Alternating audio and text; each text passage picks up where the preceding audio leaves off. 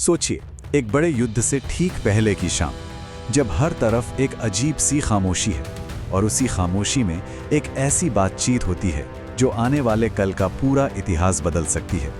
ये कहानी उसी एक संवाद की है जिसने एक महान योद्धा को उसकी पहचान और उसकी वफादारी के बीच एक ऐसे दोराहे पर लाकर खड़ा कर दिया। ये सिर्फ एक कहानी नहीं है, ये एक सवाल है, एक ऐसा सवाल जो शायद हम सब कभी ना कभी अपनी जिंदगी में खुद से पूछते हैं। जब हालात हमें एक मुश्किल मोड़ पर ले आते हैं तो हम किसे चुनते हैं? उस पहचान को जो हमें जन्म से मिली, उस परिवार को जो कभी हमारा था ही नहीं, या उस दोस्ती को जिसने हमें तब संभाला जब कोई और साथ नहीं था? और ये सारा दबाव, ये सारा बोझ सिर्फ एक इंसान पर था, कर्ण। वो योद्धा जिसकी पूरी जिंदगी एक संघर्ष थी और अब उसे अपनी जिंदगी का सबसे बड़ा, सबसे मुश्किल फैसला लेना था। तो चलिए इस कहानी में और गहराई से उतरते हैं। इसकी शुरुआत होती है एक ऐसे सच से जो भगवान कृष्ण ने कर्ण को बताया। एक ऐसा सच जो कर्ण की पूरी दुनिया को हिला के रख देने वाला था। कृष्ण ने इन्हीं भारी शब्दों से बात शुरू की। इन शब्दों में ही उस पल की गंभीरता छिपी थी। वो कर्ण को कुछ ऐसा बताने वाले थे जो उनसे हमेशा हमेशा के लिए छिपाया गया था। और फिर आता है पहला झटका। कृष्ण सीधे कर्ण की उस पहचान पर चोट करते हैं जिससे वो अब तक अपनी दुनिया मानते आए थे। वो कहते हैं, तुम वो नहीं हो जो तुम खुद को समझते हो। और फिर वो पूरा सच सामने रख देते हैं कि तुम असल में एक कुंती के पुत्र हो, पांडवों के सबसे बड़े भाई। सोचिए, वही पांडव जिनके खिलाफ वो युद्ध लड़ने जा रहे थे, वो उनके अपने भाई थे। उस एक पल में कर्ण के दिल और दिमाग पर क्या बीती होगी? अब ये सच सुनकर कर्ण खुश नहीं हुए, नहीं, बल्कि सालों से उनके अंदर जो दर्द दबा हुआ था वो एक ज्वालामुखी की तरह फट पड़ा।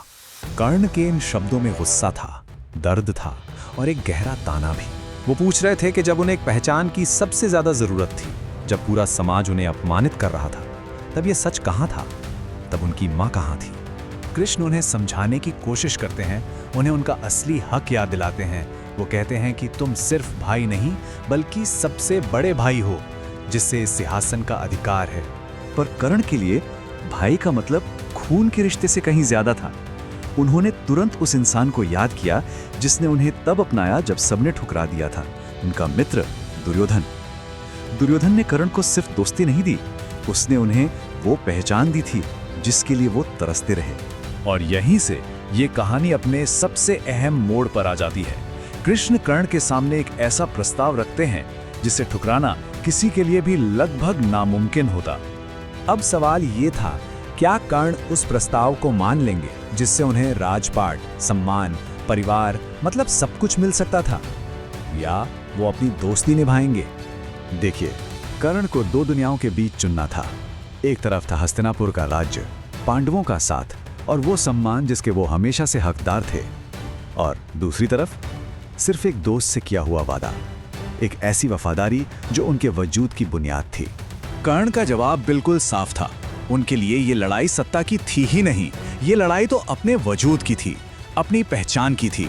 वो उस दोस्त को कैसे छोड़ सकते थे जिसने उन्हें वो पहचान दी, जिसे दुनिया ने हमेशा नकारा? दुर्योधन का साथ छोड़ना खुद को छोड़ने जैसा था। मतलब सोचकर देखिए, कर्ण के लिए मौत का डर उतना बड़ा नहीं था जितना बड़ा डर अपनी वफादारी से हटने का था। वो हार सकते थे, वो मर सकते थे, पर अपने दोस्त के साथ विश्वासघात नहीं कर सकते थे। यही उनका धर्म था। अपना फैसला सुनाने के बाद कर्ण अब एक ऐसा वचन देते हैं जो आने वाले युद्ध में उनकी भूमिका को हमेशा हमेशा के लिए तय कर देता है।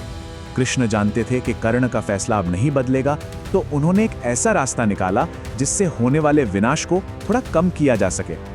उन्होंने कर्ण से वचन लिया कि वो अपने बाकी भाइयों को कोई नुकसान नहीं पहुंचाएंगे। और यही तो कर्ण के चरित्र का मूल सिद्धांत था, वफादारी। उस इंसान का साथ देना जिसने तब हाथ थामा जब कोई और साथ नहीं था, और इसके लिए हर कीमत चुकाने को तैयार रहना। और कर्ण ने वचन दे दिया। इस एक वचन से उन्होंने कृष्ण की बात भी रख ली और दुर्योधन से की गई अपनी वफादारी भी निभाई। और इसी एक वचन ने उनकी दुखद नियति पर मुहर लगा दी। और ये हमें इस गहरे संवाद के अंत और कर्ण के फैसले से बनी उनकी कभी न मिटने वाली विरासत तक ले आता है।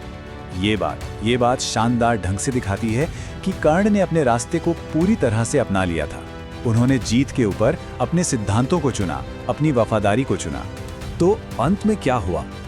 कर्ण युद्ध भले ही हार गए, लेकिन उनकी अटूट वफादारी ने उन्हें इतिहास में एक ऐसे नायक के रूप में हमेशा के लिए अमर कर दिया जिसकी कहानी दुखद थी। उनकी कहानी हमें याद दिलाती है कि कभी-कभी सही रास्ते पर चलना जीत हासिल करने से कहीं ज्यादा बड़ा होता है।